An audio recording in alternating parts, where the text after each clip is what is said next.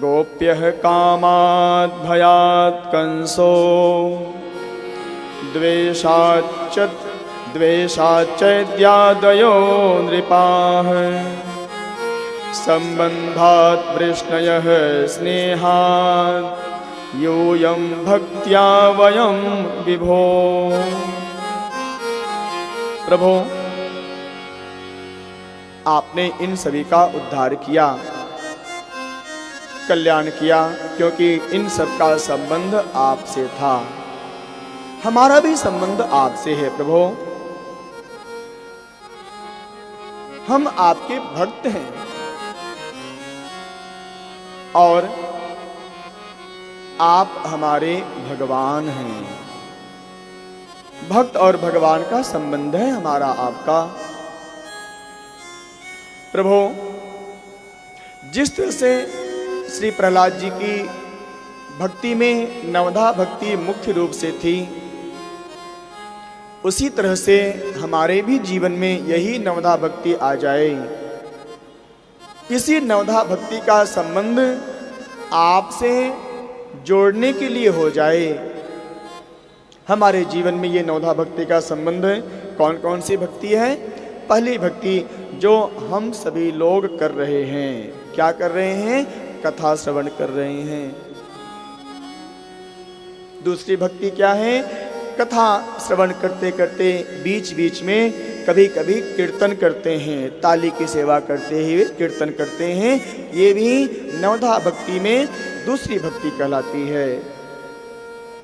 तीसरी भक्ति क्या है?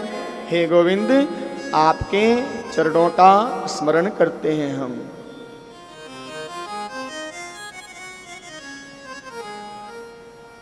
चौथी भक्ति क्या है?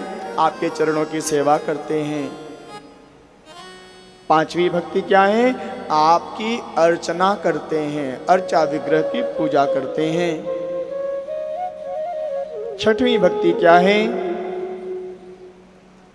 आपकी वंदना करते हैं दास्य भाव से। सातवीं भक्ति सख्यम, सख्य भाव से आपकी देखभाल करते हैं। विपत्ति में एक सखा दूसरे सखा का विशेष ध्यान रखता है। एक मित्र ही विपत्ति काल में अपने मित्र की सहायता करता है। आप अधिकाल परखिए चारी, धीरज धर्म मित्र अरु नारी। तो आपकी सेवा, आपकी देखभाल, आपका समस्त संपूर्ण श्री विग्रह की सेवा सख्य भाव से आपकी देखभाल करते हैं। और आठवीं भक्ति दास्य भाव। कैसे करते हैं सेवा? दास्य भाव से। हम आपके भक्त हैं, आप भगवान हैं। और नौवीं भक्ति क्या है? आत्मनिवेदनम। सबसे उत्तम भक्ति यही है। नवधा भक्ति का यदि निष्कर्ष बताया जाए तो वह निष्कर्ष क्या है? आत्मनिवेदनम, अपनी आत्मा का निवेदन करना, ये नौवीं भक्ति है। संक्षेप में यदि मैं कहूं, इस मानव शरीर का एक ही उद्देश्य है, जन्म लाभ है पर है पुंसाम, अन्ते नारायण स्मृति। अंतिम समय में भगवान नारायण के नाम का सुमिरन हो जाए। ये कैसे होगा?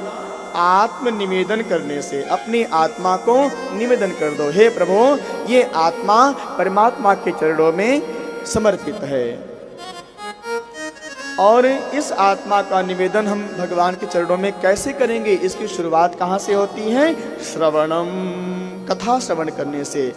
नवधा भक्ति का जो प्रथम भक्ति का सूत्र है प्यारे, वो श्रवण कहा गया है, कथा श्रवण करना। कथा सुनते सुनते सुनते सुनते हमारे जीवन में हमेशा एक नाम सुमिरन की लौ लग जाए, कीर्तनम। और जब नाम की लौ लग जाएगी तो हम हमेशा भगवान को याद करेंगे, स्मरणम। और जब भगवान को आराध्य है हमारे, उनको हम याद करेंगे तो हमारे मन में क्या इच्छा होगी, चलो चलो जरा हम अपने ठाकुर जी की चरणों की सेवा भी कर दें। सेवा करने का भाव आएगा, पाद सेवनम।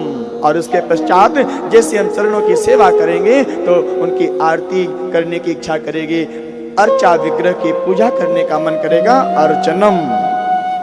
और जब भगवान की आरती करेंगे तो उसके बाद मन में आएगा, चलो चलो थोड़ी सी हम प्रार्थना भी कर लेते हैं, वंदनम, वंदना करते हैं। और उसके बाद हम जिसकी वंदना कर रहे हैं दोनों हाथ जोड़कर, चलो हम उसके चरणों में मस्तक झुकाएं, दास्यम।